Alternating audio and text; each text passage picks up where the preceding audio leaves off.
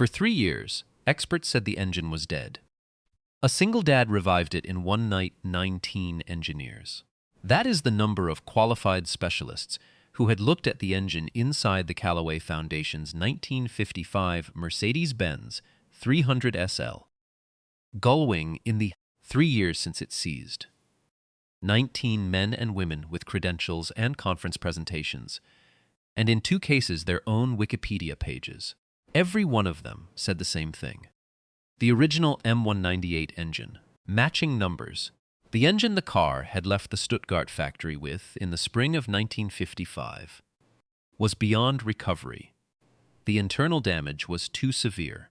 The correct decision was to source a period-correct replacement block and preserve the original as a static display piece.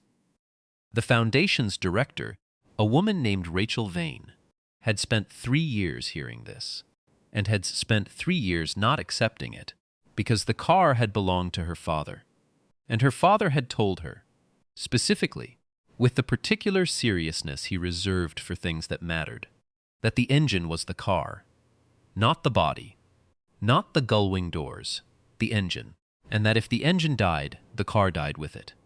She had one name left on her list, a man named Eli Watts, who worked out of a rented unit on the edge of an industrial estate, 12 miles from the city, and who had, in the past 14 months, returned 3 engines to running condition that other specialists had written off. She had heard about him through a retired racing engineer named Werner Schaus, who had told her, in the particular way, that old men recommend things they are certain of, that Eli Watts was the only person she hadn't tried who might be able to help. She had called. She had been told that Eli's schedule was full. She had called again. She had been told the same thing. She had driven to the industrial estate on a Tuesday afternoon in October and knocked on the door herself. A man in a canvas jacket opened it.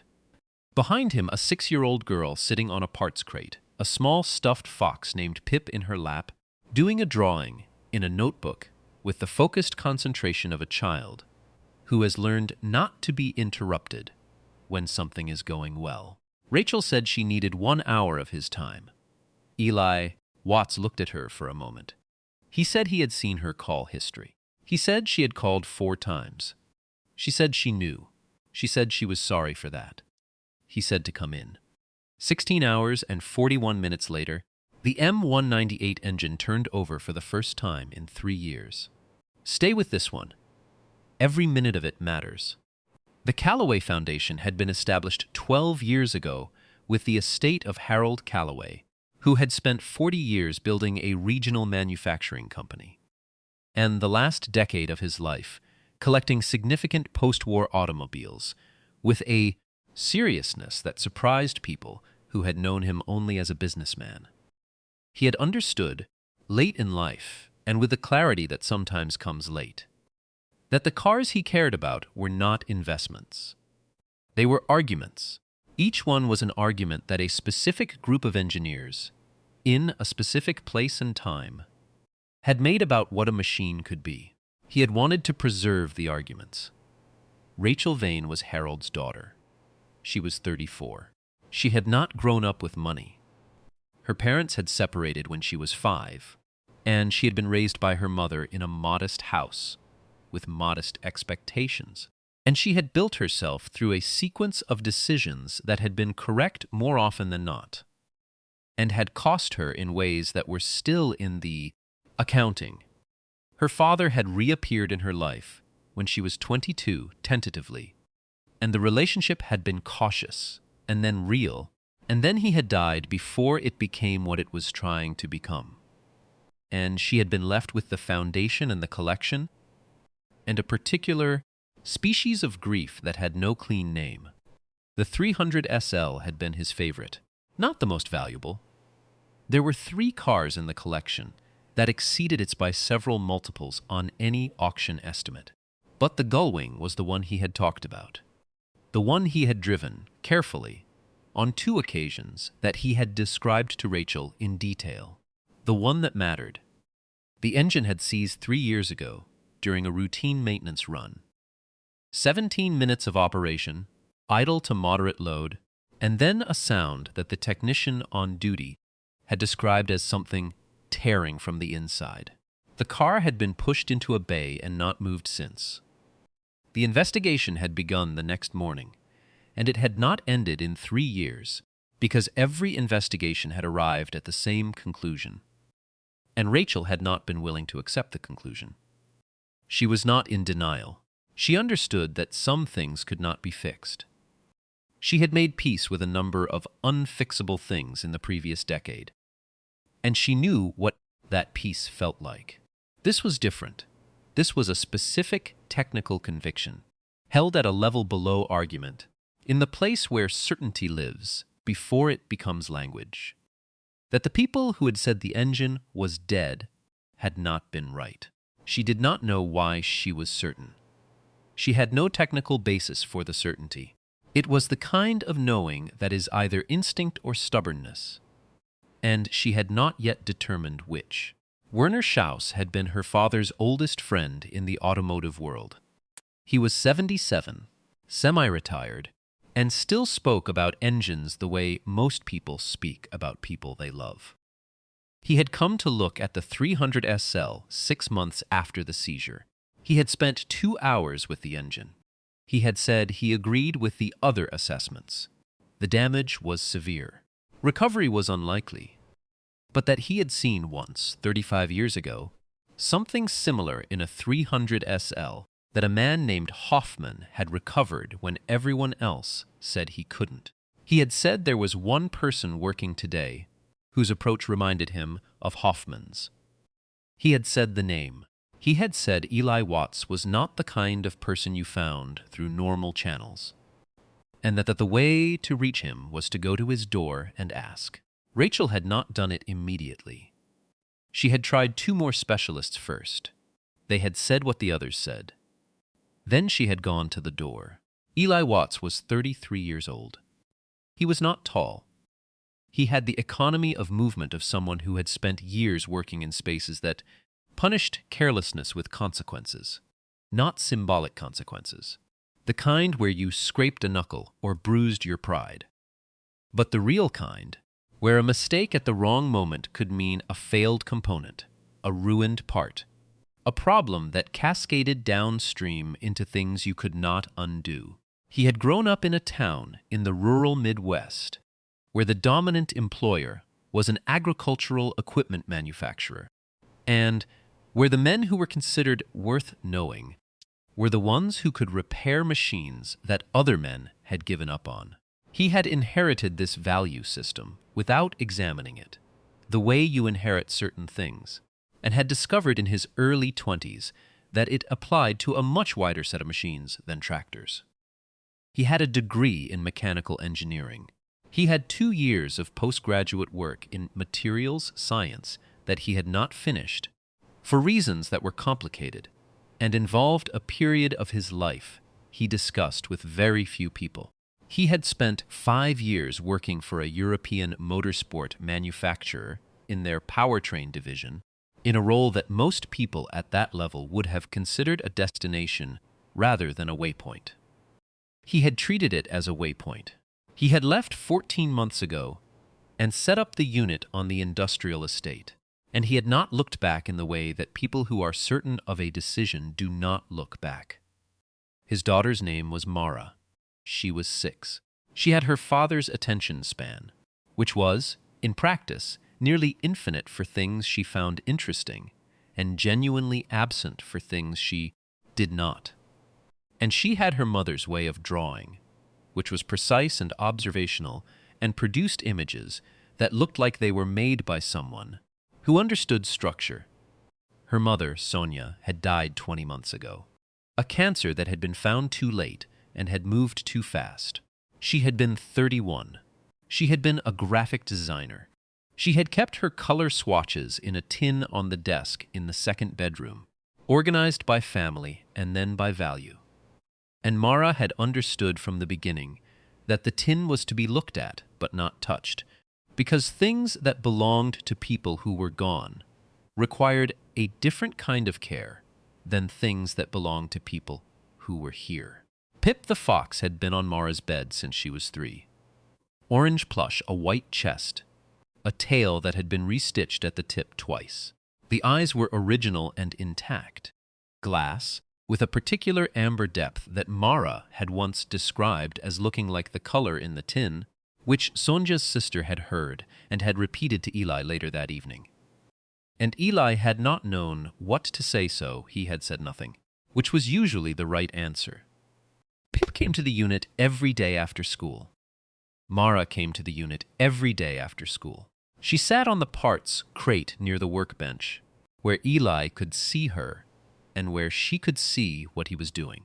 She asked questions when she had them, and was quiet when she didn't, and drew in her notebook in the hours between. The drawings were mostly of things in the unit. Components laid out on a workbench, the shape of an engine block from the side, the geometry of a lift from below.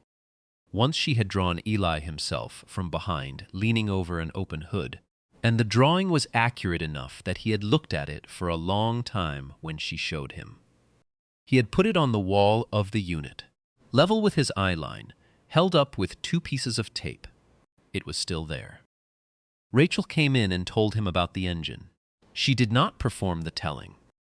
She had told this story enough times, to enough people that the performance had long since worn away, and what was left was just the facts in their order.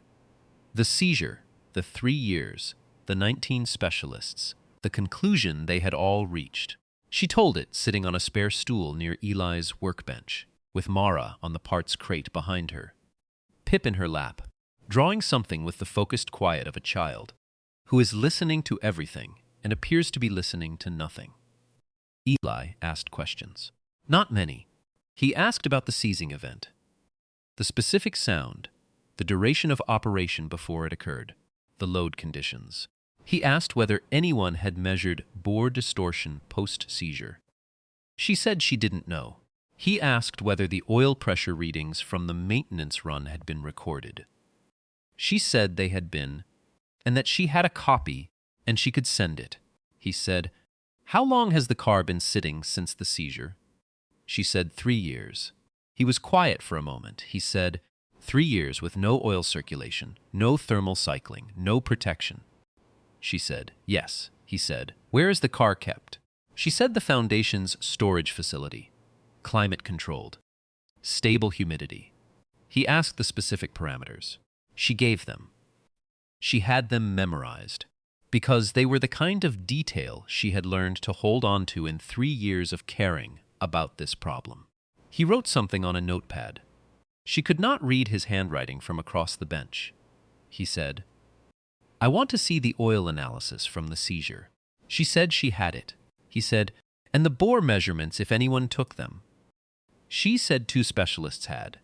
She said she had both reports. He looked at her for a moment. Not appraisingly. Not with the particular expression that certain specialists had worn. The expression that meant they were deciding how much to charge for telling her what she'd already heard. Something else.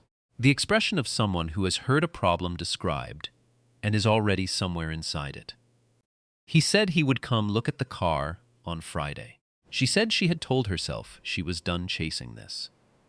She said she had made the appointment to come here, and then on the way over, she had almost turned around twice because she had been disappointed enough times that she had developed a specific preparatory cynicism about the process. He said, that's reasonable, she said, but Werner Schaus told me to come to your door. And Werner Schaus doesn't say things he doesn't mean. Eli said, no, he doesn't. Behind Rachel, Mara turned a page in her notebook without looking up. Pip's tail rested against her knee. He spent 2 hours with the engine on Friday. Rachel was there. Her collections manager, a quiet man named Paul Adler, who had been with the foundation for 9 years, was there. Eli had asked for the lighting to be adjusted, and for the car to be raised on the lift, which required some arrangement, and Paul had handled the arrangement without comment or delay, which Eli noted. He moved around the engine slowly. He had brought his own equipment, a small case of instruments that Paul had looked at with the particular curiosity of a man who had seen a lot of diagnostic equipment and recognized some of what was in the case and did not recognize other parts of it. Eli took oil samples from the sump. He took a thermal reading at 6 points on the block exterior. He measured bore clearance on the accessible cylinders. He ran a bore scope through the spark plug ports, spending long minutes on each cylinder, not moving quickly, not moving until he was ready. He did not narrate while he worked. Rachel had learned from 19 previous specialists that the ones who narrated while they worked were usually performing comprehension rather than experiencing it, and she had developed a preference for the silence. He finished at 2:47 in the afternoon. He sat on a stool and looked at his notepad for several minutes. He said, "The seizure was a lubrication failure, not a mechanical failure." Rachel said, "Every other report said mechanical failure." He said, "I know. The bore distortion pattern is consistent with a thermal event caused by oil starvation, not with the mechanical contact damage they were diagnosing." The two specialists who measured the bore were measuring the consequence of the thermal event, not its cause. They identified the damage correctly. They misidentified its origin. Rachel said, "What does that mean for recovery?" He said, "It means the bore damage is a surface condition, not a structural condition. If the bore walls are addressed correctly and the cause is resolved, the engine can run." She said, "Every specialist said the bore damage was unrecoverable." He said, "They were thinking about restoration to original tolerances. That's not the only successful outcome. The question is whether the engine can run within an acceptable operational range, not whether it can run as though it just left Stuttgart." She said, "My father cared about authenticity." He said, "I understand that. What I can tell you is that the engine is the original engine. The block is the original block. The work I'm describing preserves those facts. The running tolerances will be slightly broader than factory spec. The engine will run. That's a different question than whether it can be returned to 1955 factory condition. And I want you to be clear about which question I'm answering." Rachel looked at the car for a moment. She said, "Can you do it in one session?" He said, "I'd like to try." She said, "When?" He said, "Tonight, if the facility will allow access." Paul said the facility allowed 24-hour access by prior arrangement.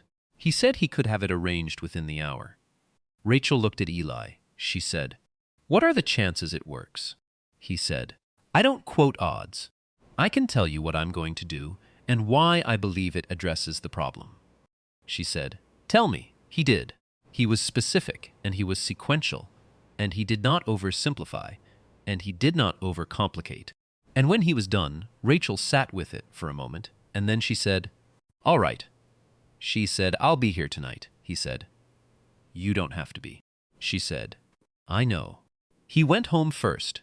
He needed to collect Mara from the after-school program at 4:30, make dinner, get Mara settled for the night at his neighbor's, a woman named Adele who was 71, and who had, since Sonia died, become the fixed point in the domestic constellation that allowed Eli's schedule to function.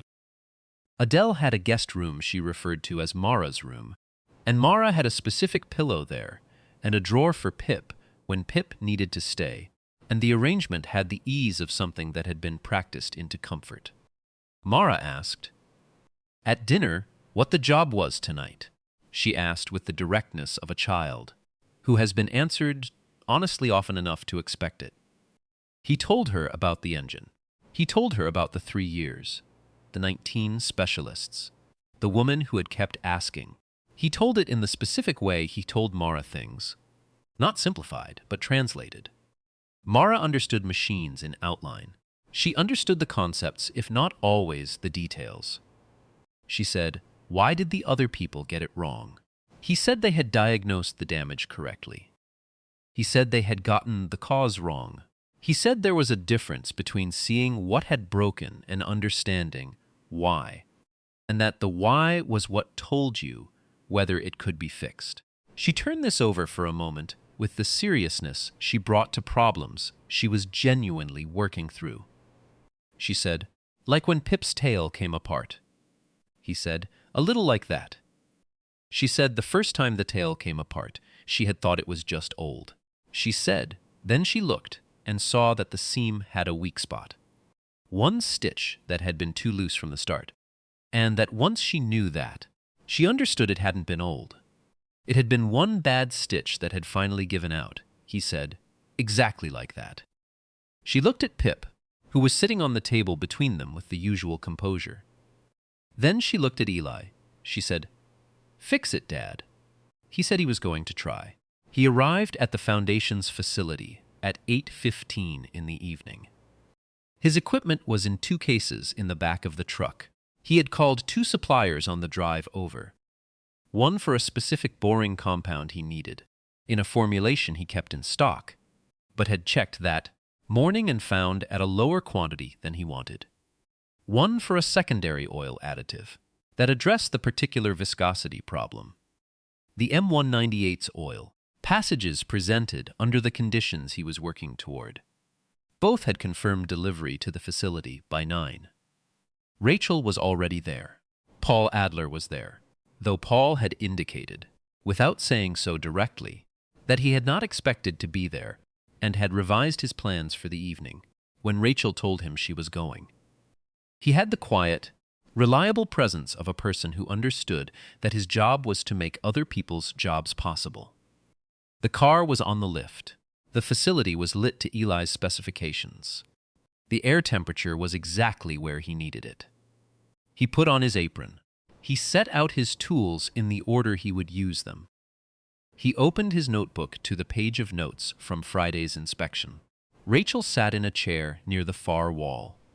She had brought a thermos of coffee and a book she was not reading. Pip the fox was not there. Pip was at Adele's with Mara. But the empty crate near the wall had a quality that Rachel noticed and did not mention. He began at 8:31 p.m. The work had 5 stages, and Eli had sequenced them on Friday evening at the kitchen table, after Mara was asleep, with the notepad and a cup of tea that went cold before he drank it. Stage 1 was the bore preparation. The cylinder walls needed a specific micro-honing treatment.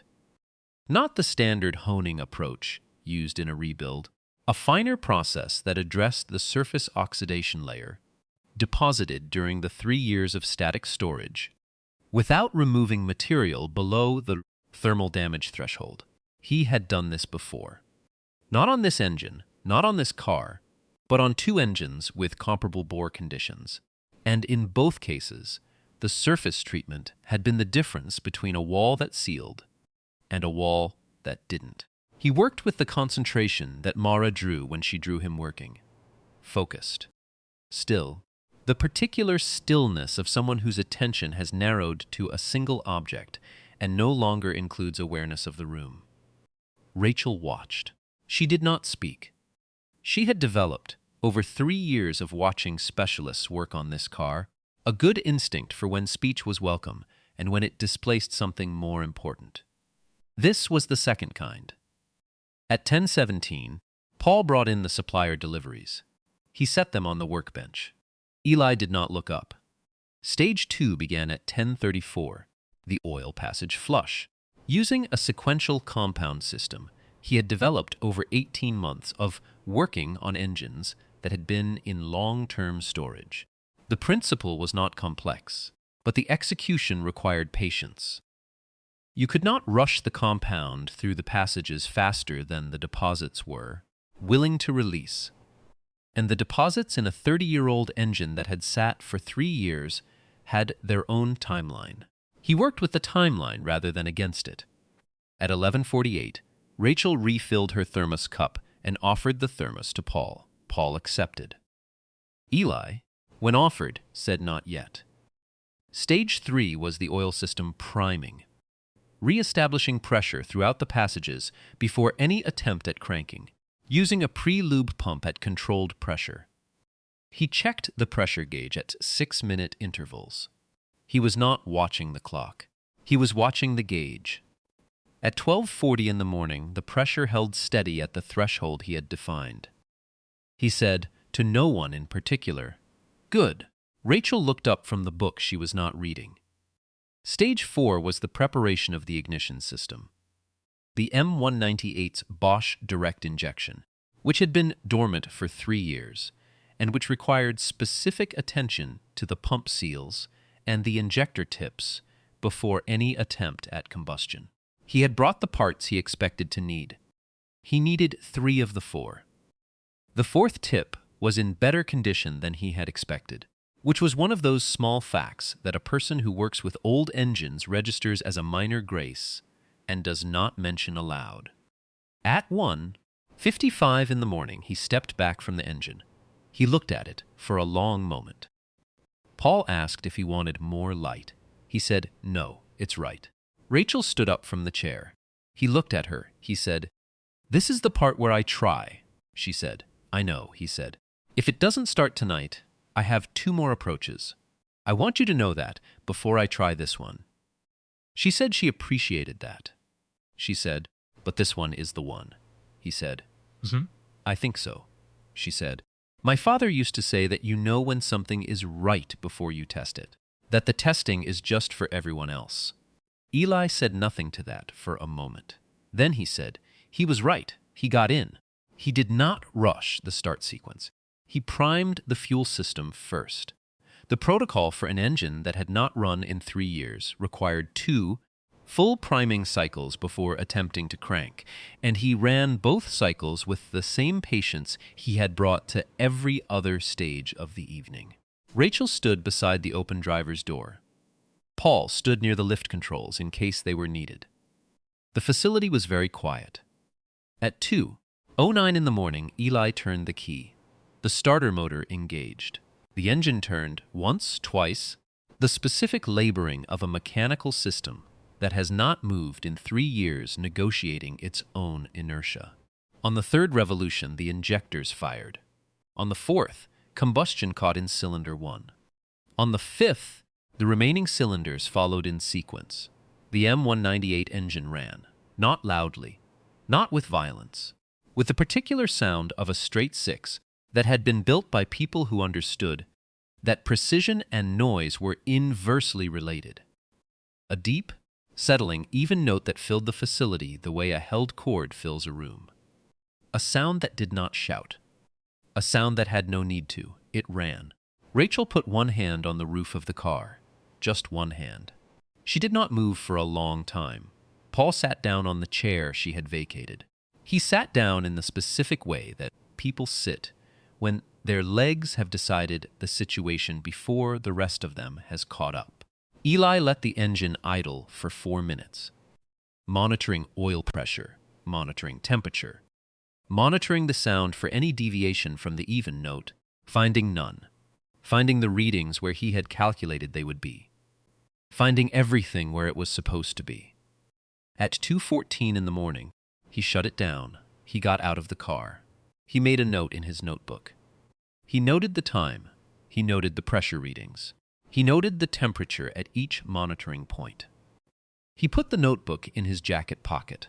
Rachel was still standing with her hand on the roof of the car. She did not take it away when the engine stopped. She said, after a moment, in the voice that people use when they have been waiting a long time for something, and it has arrived exactly as they hoped. And they are therefore, despite everything, slightly surprised. "It ran," he said. "It ran." She looked at him. Her eyes were clear, not flooded. Just the particular clarity of someone who has moved something very heavy and set it down. She said, 3 years. He said, 19 specialists. She said, "Why could you do what they couldn't?" He said, "They were diagnosing a different problem than the one that existed." He said, "The problem that existed was solvable." She said, "How long have you known that?" "Since you looked at the bore measurements." He said, "Since you described the seizure event in the unit on Tuesday." She looked at him. He said, "The duration, the load, the sound. They described oil starvation, not mechanical failure." I wanted to confirm it before I said anything, because I've been wrong before. She said, But you knew, he said. I thought I knew. That's different. She was quiet for a moment. Then she said, Werner Schaus was right about you, he said. Werner Schaus is right about most things. It's one of his more irritating qualities. It was the first thing close to a joke he had said in the previous 18 hours. Paul, from the chair, made a sound that might have been a laugh. Rachel said she wanted to call Werner. She said it was 2:15 in the morning, and Werner was 77, and she was going to call him anyway. Eli said, He'll be awake, she said. You know that? He said, Old engineers don't sleep well. Ask him sometime. She took out her phone. She walked toward the far end of the facility where the light was softer, and Eli heard her voice begin. Not the words, but the tone. The specific tone of someone telling good news to someone who will understand exactly what it means. He drove home in the dark with the windows down. The early morning cold coming through at speed. The road empty in both directions. He was tired in the specific way you are tired. When you have spent a night doing something that required everything you had and have found, at the end of it, that you had enough. He thought about Mara. He thought about the question she had asked, about why the other people had gotten it wrong, and about the answer he had given, and about whether the answer had been true. He thought it had been. He thought that most of the 19 specialists had been looking at the damage and reading it as the cause, which was an understandable error, which was also the kind of error that cost 3 years. He thought about what Mara had said about Pip's tail, the loose stitch, the thing that looked like age but was actually one specific failure point that had finally given out. He thought that she would probably be good at this, eventually, if she wanted to be. He thought she might want to be. He thought it was too early to know, and also that it was not too early to notice. He pulled into the neighborhood at 3:10. He left the truck in the drive and walked to Adele's and rang the bell once, which was their arrangement. Adele opened the door in her housecoat with the unhurried efficiency of a person who had expected this and had not been asleep anyway. She said, Well? He said it had run, she said. Of course it did. She said it with the same quality that certain older people have when they say things they have believed for some time. Not surprised, not performatively proud. Just the accurate confirmation of a prior conviction. She stepped aside and he walked through to the guest room, which was dim, the nightlight on in the corner. Mara was asleep on her side. Pip was tucked against her ribs, the way Pip always ended up no matter where Pip started. Migrating toward Mara in the night, the way small children migrate toward warmth and comfort, following some instinct that has no logic and requires none. He stood in the doorway. He did not go in. He looked at her for a moment. The small shape, the even breathing, Pip's amber eyes catching the nightlight. He pulled the door to. He drove home. He made a cup of tea he did not drink. He sat at the kitchen table with the notepad still in his jacket pocket, and the particular tiredness of a very long night settling into him. And after a while the kitchen went gray with early light, and the birds started up one by one outside the window. And he was still sitting there, not awake exactly and not asleep, somewhere in the space between them where all the quiet things live. 3 weeks later, Rachel called him with a proposal. The Foundation had 4 other vehicles in the collection whose issues had been assessed as unresolvable or uneconomical by previous specialists. She named them. She described the specific problems. She asked if he would take them on. He said, "One at a time." She said, "One at a time." He said, "I'll need to look at each before I tell you what's possible. And I won't tell you something is possible until I believe it is." She said, "I know," he said. "And Mara comes on Saturdays," she said. "Mara comes whenever she needs to." He said he would see her next week. He hung up. He put the phone on the workbench. Mara was on the parts crate with Pip in her lap, drawing something that was taking a long time and required, from the expression she was wearing, a level of precision she was not willing to compromise on. He asked what she was drawing. She said the car. She said the one from the picture, the one with the wings for doors. She said she was trying to get the doors right, because the angle was complicated, and she had started over twice. He said, "Show me when you're done." She said she would. She went back to it. Pip's amber eyes were forward, patient, keeping watch the way small stuffed animals keep watch, without urgency, without condition, just present. Rachel came to the unit the following Saturday. She came without calling ahead, which was not her habit, and she came with no specific agenda, which was also not her habit. She came because she had been thinking about something, and wanted to see the unit when it was in ordinary operation, rather than in the context of a proposal or a project. She arrived at 10 in the morning. Mara was on the parts crate with her notebook, working on a drawing. Pip was in the crook of her arm. Eli was at the bench with the next job file, making notes in his compact, precise handwriting. He said he hadn't known she was coming. She said she hadn't known either, until she was in the car. She looked around the unit. She looked at the drawing on the wall, the one Mara had done, Eli from behind, leaning over an open hood, held up with 2 pieces of tape at eye level. She looked at it for a moment without speaking. Mara looked up from her notebook. She looked at Rachel with the inventory. Look that children use when they are deciding what category a person belongs in, she said. You're the lady with the car. Rachel said, I am. Mara said, Dad fixed it. Rachel said he did. She crouched down, not halfway, all the way, to Mara's eye level, knees near the floor of the unit, and she looked at Mara's drawing. It was the gull wing, the door angle finally resolved. The proportions correct in the particular way that drawings are correct when the person drawing them has looked very hard at the thing. She looked at it for a long moment. She said, Did you do this from a photograph? Mara said, From 2 photographs, the angle was hard. Rachel said, It's exactly right. Mara looked at the drawing. Then she looked at Pip. Then she looked at Rachel and said, with the flat certainty of a child delivering accurate information, the doors go up, not out. Most people draw them wrong. Rachel said, Most people do. She stood. She looked at Eli, who had been watching this from the bench, with the expression he wore when something had confirmed a thing he already knew. He picked up the next job file. He opened it. He began to read.